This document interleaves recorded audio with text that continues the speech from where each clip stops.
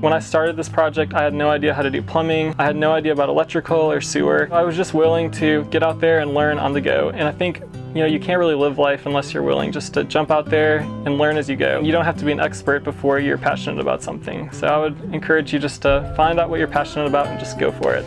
So my name is Kaleb.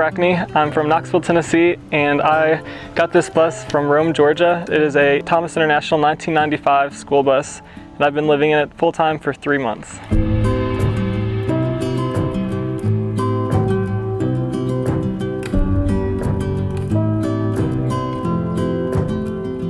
So this is the front of the bus. Being a design student, I've always learned that you want to lay out spaces to where it really reflects like the lifestyle you live. I wanted the kitchen to be up front because when I bring in groceries, I wanted just to be able to walk in, throw stuff in the fridge. So I have the fridge down in here. Right when you walk in, I'm usually a pretty heavy refrigerator user as far as like getting fruits or vegetables or whatever. And so that's definitely kind of been a challenge, but I started realizing there's a lot of things I just didn't use as far as like condiments and things. And so for right now, it's been working great. Down the road, if I want to get a larger one, I have plenty of space in here to put a full-size refrigerator. I've got my microwave up here, got storage at these different places, have a convection oven here. One of my favorite things is just this cooktop that's here, so I can bake or scramble eggs, stuff like that. For most of my cooking, I use an Instant Pot and air fryer, which really is one of my favorite parts of this kitchen because I can just throw it up here.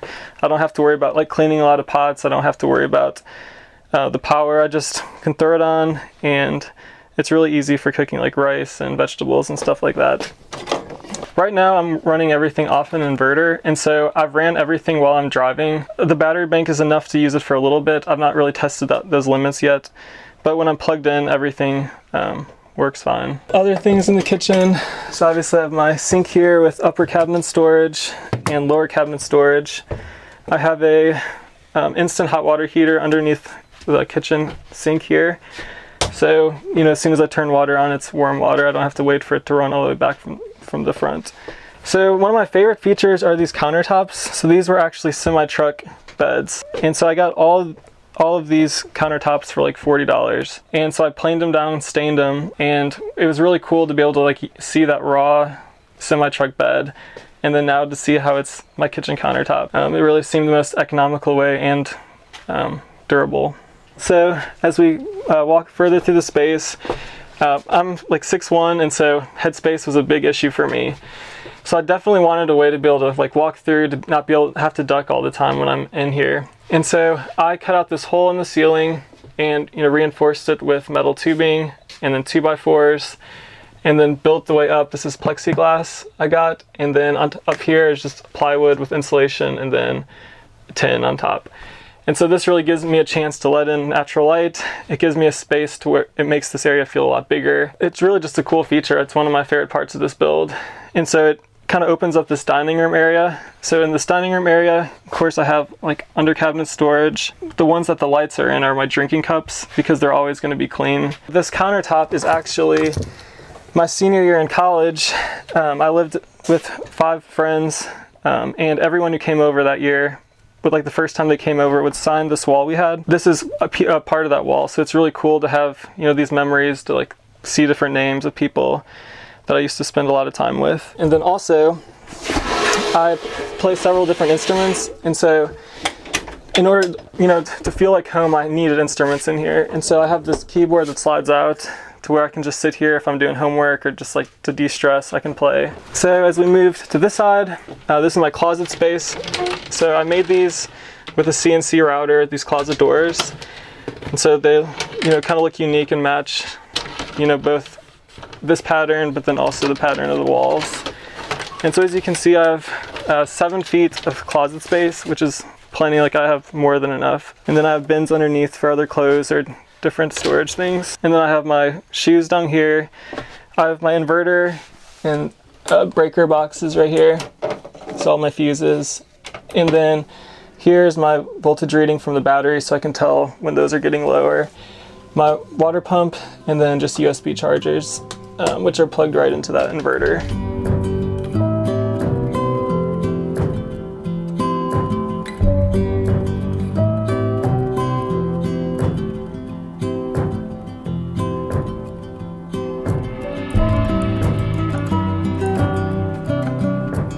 So budget was a really big issue, especially being a college student doing a project like this. I despise the thought of paying rent, $700 or $800 a month. And so I saved up for a couple years and had a $10,000 budget for the entire thing. So I got the bus on Facebook Marketplace for $3,000. So that left $7,000 to do all of the interior renovations. And so of course, taking the seats out, taking the sheet metal out, that's free, it's just a lot of time. But starting to think through materials and what I wanted to put in here, I had to repurpose a lot of things, got a lot of things on Facebook Marketplace, and really kind of took the cheap route on some projects that really didn't need more attention. So an example is the ceiling is actually just siding. Instead of having wood ceiling, which is really heavy, which would hold moisture, these are just pieces of siding from Lowe's that come in like a 12-foot strip. And so they're super light, they're cheap and easy, to bend and move. The rooftop deck is a repurposed utility trailer, so I didn't have to buy any steel for that. A lot of the wood for like the bed frame, the closet, the walls actually comes from furniture I already had. I just, took it apart and cut out like the backs of dressers and used it for things like that. And then like these couch cushions are from my old couch. I just got cushion covers for them. And really, I think one of the most fun parts of this journey has been figuring out ways to do this economically, because part of this sustainable lifestyle is leaving as little impact as I can, like on the earth, but also on my wallet, I feel like. And so I wanted to be able to model a lifestyle where you could take things that you already have and then use those to build something else. This is the living area. This is probably where I spend most of my time if I'm doing homework or just hanging out with friends, like watching TV or whatever. So the TV is on a swivel to where if I'm in the kitchen I can watch it, or on this side I can move that. And so I have storage underneath the couches. This slides out to where I can turn the cushions and make like a bed for someone to stay in. I wanted to keep the existing side door right here just because that lets in a lot of light, it lets in airflow, and it's fun for my dog just to sit here and she looks out all the time. So for my air conditioner, I have a Dometic 15,000 BTU unit. So when I'm plugged in to 50 or 30 amps, it runs. And then if I'm on the road, it will run also, but the bus has to be on. When the bus isn't on, I've got a 12-volt fan that can circulate air all the way through. And then one reason I wanted to keep all the windows is that I could open all of them and it lets really nice cross flow in. So that really hasn't been an issue, and that's been through a summer in Tennessee. So for the layout of the bus, the study space and living space I wanted to kind of be together.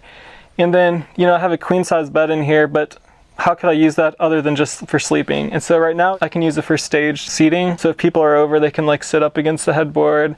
They can sit right here. My dog can, lay here and look out the windows. And it really just makes the space feel bigger because I'm not hiding it away in the back. So for the wheel well, I just put some insulation and then carpet over it. And so it makes a nice seamless transition. Sometimes people don't even realize it's the real wheel well until they're walking over it. It also, since it's carpet, it's a nice place for if someone wants to sit and watch TV also if everything else is full. So when I'm watching TV or listening to music, I didn't want just the normal audio from the TV, so I put in surround sound. So I have a speaker here, over here, and then I've got a 10-inch sub underneath the couch. And so that's all wired through Alexa also. So I can just talk to her over here, play music when I'm doing homework or studying or driving. And so that really makes the space also feel homey to me. So, with loving being outside, I love hammocking. And so I made sure to put hooks. There's a hook here and a hook up front that I can hang my hammock from. That way, if someone wants to stay over, they can just sleep in the hammock, or if I'm doing homework or reading, I can sit in it, and it's pretty cool. So for the bedroom area, I have a 50-gallon freshwater tank underneath here with my 12-volt pump. Of course, there's a bypass when I'm plugged into city water. I don't have to use that.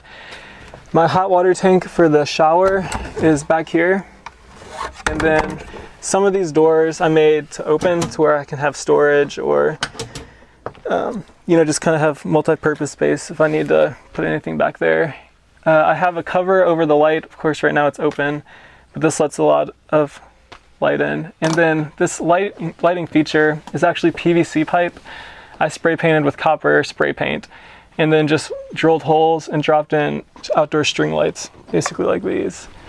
So it's really kind of a nice, cheap touch that really like makes the space pop, I think. So as we move back to the bathroom, I still wanted to let some natural light in, but also, you know, have privacy, of course. So I left the door open. There'll just be a curtain over here when I'm finished with that. I have storage in here, so like toilet paper, Kleenexes. And then underneath here, on this side, is my sewer hose. So when I'm outside, like dumping, I can just use that, and it's kind of nice and out of the way. I have a separate gray water tank for the kitchen sink, which is 40 gallons. I have a separate gray water tank for the shower, which is 40 gallons. And then I have a 25-gallon black water tank for the toilet. So for the shower, it's not finished yet. I'm waiting for, you know, my next paycheck to finish that up. But of course there'll be tile on these walls, and then the plumbing's already finished. But you know, like I was talking about, I love how it's open. So if I'm like outside, if I'm out somewhere, I can just open the door, let it vent out, and then just have access to like fresh air also in the back. So I studied interior design for my undergrad. I'm doing architecture and landscape architecture for my master's work. The way you move through space affects every aspect of your life. It affects the way you sleep, it affects the way you can work and be productive, it affects your relationships with people. And so taking into consideration all aspects of a project and all aspects of the way you live life really affects that. You know, if you can take control of the way you live, the way you use your space, that you really can do anything.